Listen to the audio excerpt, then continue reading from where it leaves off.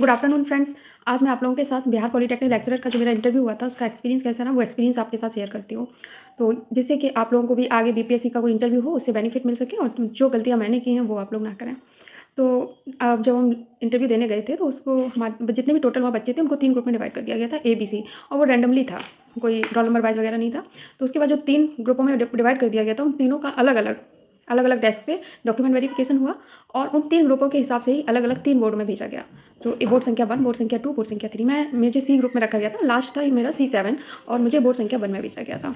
तो इंटरव्यू में जाने के बाद केबिन से पहले डॉक्यूमेंट वेरिफिकेशन भी साथ-साथ चलते रहते हैं।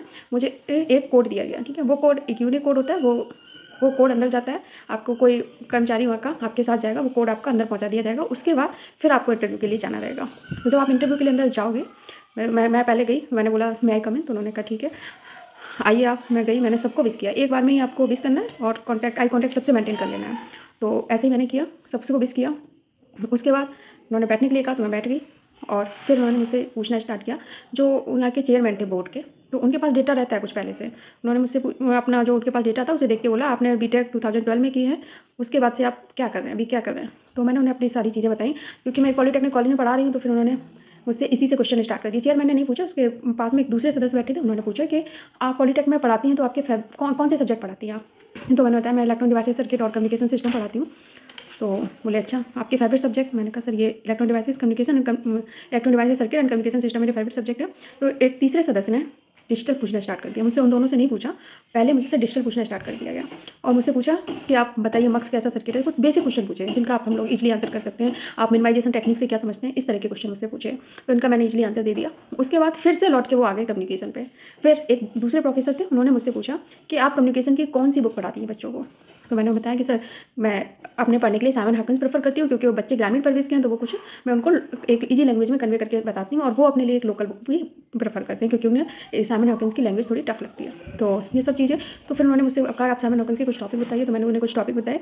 तो जैसे मैंने PCM बोला तो उन्होंने मुझसे PCM से ही क्वेश्चन पूछना स्टार्ट कर दिया। तो उन्होंने PCM से पूछा आप बताइए सैम्पलिंग क्या होती है? तो मैंने इसका आंसर दिया। फिर उन्होंने पूछा आप सैम्पलिंग थ्योरम बताइए, मैंने सैम्पलिंग थ्योरम बताई। उसके बाद उन्होंने मुझसे पूछा आप क्वांटाइजेशन बताइए, तो मैंने क्वांटाइजेशन बताया। और उस क्वांटाइजेशन से पहले उन्होंने मुझसे एक क्वेश्चन और पूछा था कि सैम्पलिंग जो आप करते हो, ठीक है, माना कि आप sampling frequency twice maximum frequency की लेते हो, तो आप ट्वाइस ही क्यों लेते हो? तो मैंने उसका आंसर उन्हें बताया था कि अलाइजिंग अवॉइड करने के लिए। हालांकि वो उतने ज़्यादा मुझे मतलब उस आंसर से संतुष्ट नहीं दिख रहे थे।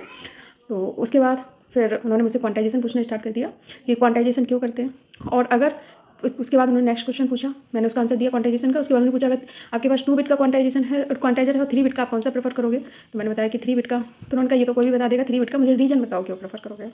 तो मैंने उन्हें रीजन बताया, लेकिन वो कुछ और भी जानना चाह रहे थे। एक चीज़ उन्होंने पूछा था कि नंबर ऑफ बिट बढ़ा देंगे एट व्हाट कॉस्ट, मुझे उसके लिए क्या कॉस्ट पे करनी पड़ेगी? तो उसको वो मुझे एग्जैक्ट याद नहीं आ रहा, तो फिर मैंने उस वक्त सॉरी सर बोल दिया। तो उन्होंने कहा इट्स ओके। तो फिर उसके बाद एक नेक्स्ट मेंबर थे, उन्होंने मुझसे कहा कि अब आप वो मार्कर लीजिए और जस्ट मक्स मक्स तो सर्किट डायग्राम बनाइए बोर्ड पे जाके। तो मुझे वहाँ पर उन्होंने मुझे बोर्ड पे भेज दिया और वो मेरे लिए थोड़ा अच्छा भी रहा। तो जब उन्होंने मुझे बोर्ड पे भेजा तो मैंने मक्स का एक जो हम लोग करते हैं बेसिक डायग्राम मक्स बनाया, मैंने कुछ इनपुट दिए, एक आउटपुट दिया।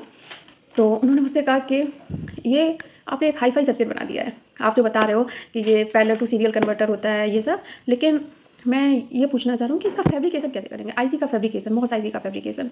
तो MOS आईसी का फैब्रिकेशन मुझे नहीं आता था, तो फिर मैंने भी वहाँ सॉरी सर, वहाँ पर भी मैंने सॉरी सर बोला। मैंने कहा सॉरी सर कि अभी मैं रिकॉल नहीं कर पा रही हूँ। तो उन्होंने कहा चलिए कोई बात नहीं, आप इसमें बताइए जो आपने सर्किट डायग्राम बनाया है, इसमें आप इनपुट ले लीजिए, मैं बता रही हूँ 0 1 0 1, और आप इसका आउटपुट निकाल के बताइए। तो फिर मैंने कुछ सिलेक्ट लाइन ली AB। तो उन्होंने पूछा आप सिलेक्ट लाइन ले रही हो, इनका क्या मतलब है? सिलेक्ट लाइन का क्या काम है? तो फिर मैंने बताया कि हाँ, इनपुट और सिलेक्ट लाइन के कॉम्बिनेशन से हमें आउटपुट मिलता है। तो इससे भी वो तो बहुत ज़्यादा खुश नहीं थे, वो शायद कुछ और वर्ड सुनना चाह रहे थे। तो खैर मैंने उन्हें आउटपुट निकाल के बताया। फिर उन्होंने मुझसे पूछा कि मक्स की सिलेक्ट लाइन की इंपॉर्टेंस क्या है? तो वो मैंने उन्हें बताई सिलेक्ट लाइन की इंपॉर्टेंस। तो और फिर एक दूसरे जो थे मेंबर, उन्होंने मुझसे कहा कि आप पूरे मक्स को एक बार डिटेल में समझाइए। तो फिर मैंने पूरा मक्स एक बार डिटेल में बताया, तो उससे वो थोड़े खुश दिखे। उसके बाद फिर उन्होंने मुझसे पूछा, एक दूसरे प्रोफेसर ने, वो जो भी हो मेंबर थे आयोग के, प्रोफेसर हो या जो, मुझे नहीं पता। तो एक दूसरे मेंबर ने मुझसे पूछा कि आप ट्रांजिस्टर के कॉन्फ़िगरेशन के बारे में बताइए। ट्रांजिस्टर ने आपने पढ़ा होगा EDC में, क्योंकि मैंने EDC एक फेवरेट सब्जेक्ट बताया था, कम्युनिकेशन मुझसे पूछ लिया गया और डिजिटल उन्होंने अपनी तरफ से पूछ लिया था। तो फिर मैं EDC पे वो लोग आ गए। तो फिर मैंने सारे कॉन्फ़िगरेशन बताए, common emitter, common base, common collector. तो बोले अच्छा आप ऐसा करिए, क्योंकि मैं बोर्ड पे ही खड़ी थी मक्स के लिए, मैं बैठी नहीं थी, उन्होंने मुझसे बैठने के लिए नहीं कहा था। तो मैं बोर्ड पे खड़ी थी, तो उन्होंने कहा आप ऐसा करिए, आप तीनों कॉन्फ़िगरेशन को बोर्ड को 3 पार्ट में डिवाइड कीजिए। कोई कॉमन, एक साइड लिखिए कॉमन एमिटर, एक साइड लिखिए कॉमन बेस, दूसरी साइड लिखिए कॉमन कलेक्टर। तीनों की सारी कैरेक्टरिस्टिक लिखिए, जैसे इनपुट रेजिस्टेंस कैसा होता है, आउटपुट रेजिस्टेंस, गेन कैसा होता है, तो वो मैंने सारे लिख दिए। ठीक, तो लेकिन उनमें लिखने में मुझसे एक गलती ये हो गई थी कि कॉमन बेस का जो गेन था वो तो मैंने सही लिखा था, लेकिन जो कॉमन एमिटर था उसका मैंने लो गेन लिख दिया था, लो वोल्टेज गेन। तो वो मुझसे बोले कि आप बताइए कॉमन एमिटर का वोल्टेज गेन क्या होता है, तो मैंने बताया किससे रिप्रेजेंट करते हैं वो भी लिखिए, फार्मूले लिखिए। अल्फा तो मैंने बताया बीटा से, तो बोले बीटा, और उस कॉमन बेस का मैंने बताया अल्फा, तो बोले इन सबके फार्मूले लिखिए। फार्मूले लिखे तो बोले बीटा की जनरल वैल्यू बताइए। तो मैंने कहा बीटा की जनरल वैल्यू सब टिपिकल वैल्यू 100 होती है। तो उन्होंने बहुत पॉजिटिव रिस्पॉन्स दिया, हाँ 50 से 200 के बीच में होती है, टिपिकल 100 के आसपास होती है। तो आपने जब 100 होती है तो इसमें लो वोल्टेज गेन कैसे लिख दिया।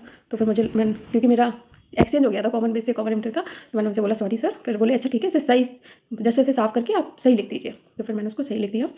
फिर उन्होंने मुझे उसमें से कुछ क्वेश्चन पूछे, इनका इनपुट रेजिस्टेंस कम क्यों होता है, कॉमन एमिटर का पावर गेन क्यों ज़्यादा होता है, तो इन सब क्वेश्चन के मैंने आंसर दिए। उसके बाद उन्होंने मुझसे पूछा कि गेन के फार्मूले लिखिए, वो लिखवाए। उसके बाद बोला कि अल्फा और बीटा में रिलेशन बताइए।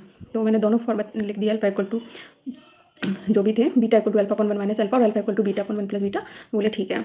तो उसके बाद बोले एक दूसरे मेंबर थे, उन्होंने बोला कि आप ये बताइए जो बीजेटी है आपका एक्टिव रीजन में काम करता है, तो इंटर जंक्शन और फॉरवर्ड जंक्शन कैसे होते हैं, तो वो इंटर जंक्शन और कलेक्टर जंक्शन किस किस बैजिंग में होते हैं। तो मैंने बताया फॉरवर्ड रिवर्स बैजिंग में होते हैं। तो बोले ठीक है, अब आपका इंटरव्यू हो गया, अब आप जा सकते हैं। तो जैसे ही मैं चलने को, मैं थोड़ा सा चली थी, बस मैंने मेंबर को जहाँ बैठे थे उनको क्रॉस किया था, वैसे ही एक साइड से जो मेंबर बैठे थे वो मुझसे बोले 1 मिनट रुको, एक क्वेश्चन बता के जाओ, लास्ट क्वेश्चन है, बहुत कंसेप्चुअल क्वेश्चन है, बता के जाओ। और शायद वो एक टर्निंग पॉइंट था मेरे इंटरव्यू का। तो उन्होंने मुझसे जब वो क्वेश्चन पूछा तो बोला कि आप ये बताइए कि एक ट्रांजिस्टर है, उसके बीटा की वैल्यू 10 है, वो ट्रांजिस्टर किस रीजन में काम कर रहा होगा। तो उन्होंने बोला सर, जहाँ तक मैं याद कर पा रही हूँ कि शायद वो सैचुरेशन रीजन में काम कर रहा होगा, और वो बीटा इक्वल टू वो बीटा फोर्स, तो वो एकदम खुद बोले हाँ beta equal beta force, very good. उन्होंने उस टाइम वेरी गुड बोला, तो उनका रिस्पॉन्स बहुत अच्छा रहा। और ये मेरा ओवरऑल एक्सपीरियंस था। उसके बाद वो बोले कि हाँ अब आप जा सकती हैं।